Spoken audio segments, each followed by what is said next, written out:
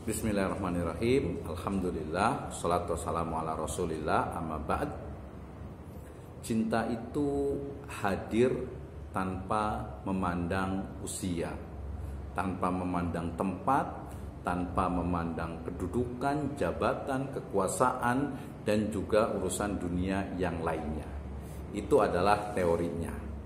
Tetapi kemudian bahwa cinta itu memang tidak mengenal usia, itu betul terjadi.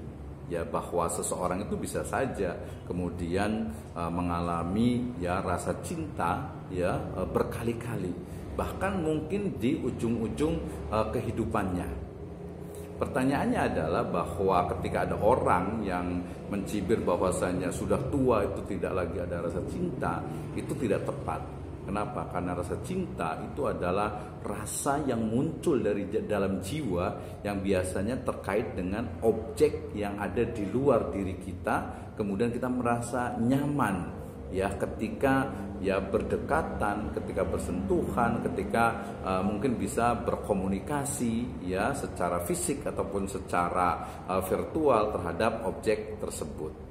Nah, terkait dengan cinta ini ya tentu saja menjadi hal yang sangat menarik ketika ternyata apa yang kemudian kita cintai itu ternyata memang tidak sesuai dengan apa yang kita inginkan. Maksudnya kita mencintai seseorang, suka dengan seseorang gitu ya, tapi ternyata orang lain itu ya tidak cinta, tidak suka dengan kita. Sama juga mungkin ketika kita itu suka ya, ini bukan cinta ya, misalnya kita itu suka dengan sesuatu, tetapi kemudian karena banyaknya keterbatasan, kemudian kita tidak bisa memperoleh atau memiliki sesuatu itu. Ya, maka dalam hal ini sangat penting sekali untuk kita betul-betul mengelola ya hati kita, mengelola cinta kita itu agar betul-betul memang membawa kepada kebaikan pada diri kita. Lebih spesifik misalnya kita itu cinta dengan seseorang, ya kita itu suka dengan seseorang, ya whatever lah, mungkin dia karena fisiknya, karena perilakunya, karena mungkin kedudukannya, kecantikannya, kegagahannya, ya. Tetapi kemudian rasa cinta ini, ya ternyata kan mestinya kemudian mendapatkan respon positif kan dari orang yang kita cintai tersebut. Nah, oke, mungkin di awal ya ada respon itu, ya walaupun tidak kuat responnya gitu ya. Tetapi kemudian seiring dengan berjalannya waktu ternyata orang yang kita cintai itu ternyata memang kemudian menutup diri. Artinya itu dia tidak ada rasa cinta itu kepada diri kita misalnya. Nah, ini kan berarti ya bertepuk sebelah tangan gitu ya. Bertepuk sebelah tangan, dalam arti kita suka dengan seseorang tapi ternyata orang lain itu tidak suka dengan kita. Ya, dalam beberapa kasus itu biasanya malah kita suka dengan seseorang tapi orang lain itu suka dengan orang lain lagi. Dan orang lain lagi itu suka dengan kita. Wah, ini love cycle gitu ya. Nah, ini menarik. Tapi kemudian yang paling penting itu adalah benar bagaimana mengelola rasa itu ya, mengelola cinta itu ya, bagaimana agar memang ketika kita itu suka cinta dengan seseorang tapi ternyata orang lain itu tidak suka dengan kita, ya memang nggak bisa dipaksakan. Cinta itu kan memang nggak bisa dipaksakan. Kemudian juga ada yang mengatakan mungkin karena saking ininya, ya udahlah cinta itu tidak harus memiliki.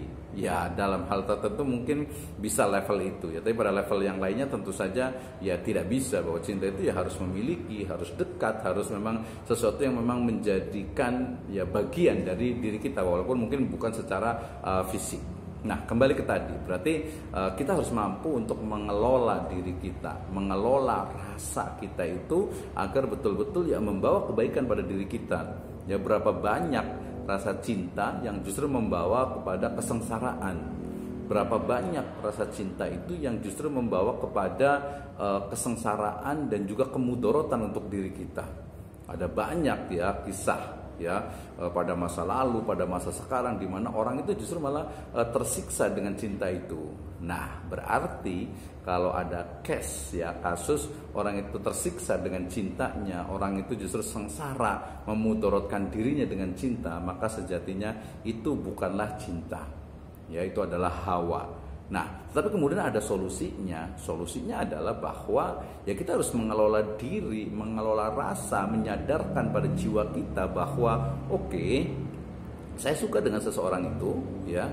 Tapi kan faktanya dia itu nggak suka dengan kita, ya nggak suka dengan saya. So saya harus menerima itu, bagaimanapun sakitnya, ya bagaimanapun sakitnya, maka kita harus menerima. Jangan pernah memaksakan. Bisa jadi kalau dalam bahasa beberapa karya sastra itu mungkin seseorang itu bisa menguasai tubuh orang lain gitu ya, tetapi dia tidak bisa menguasai cinta dari orang tersebut. Tentu ini akan sangat menyakitkan gitu ya.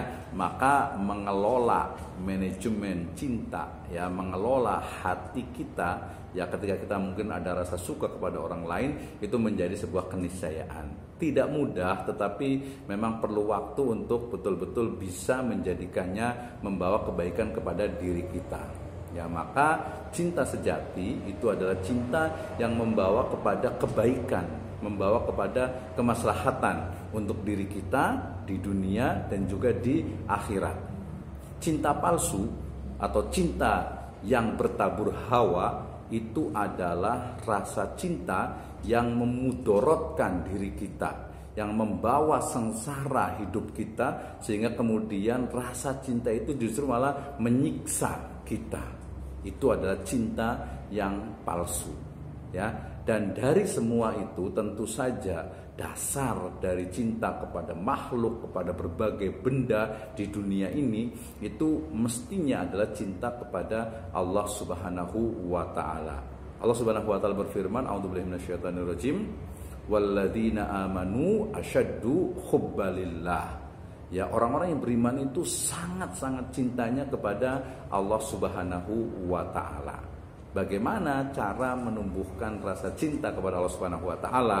Ya, secara ringkas tentu saja kita melaksanakan seluruh syariahnya, ya melaksanakan seluruh syariahnya, ya melaksanakan apa yang diperintahkannya, menjauhkan yang dilarangnya, secara ikhlas mengharap ridho dari Allah Subhanahu wa Ta'ala. Mudah-mudahan ya kita mampu untuk mengelola manajemen cinta, mengelola rasa yang ada dalam diri kita, sehingga rasa itu akan membawa kepada kebaikan, kepada kemaslahatan untuk diri kita, ya baik itu di dunia maupun nanti di akhirat sana. Karena cinta itu adalah anugerah, maka kelolalah ia untuk mendapatkan atau untuk ya mendatangkan ya kemaslahatan, kebaikan di dunia dan juga di akhirat.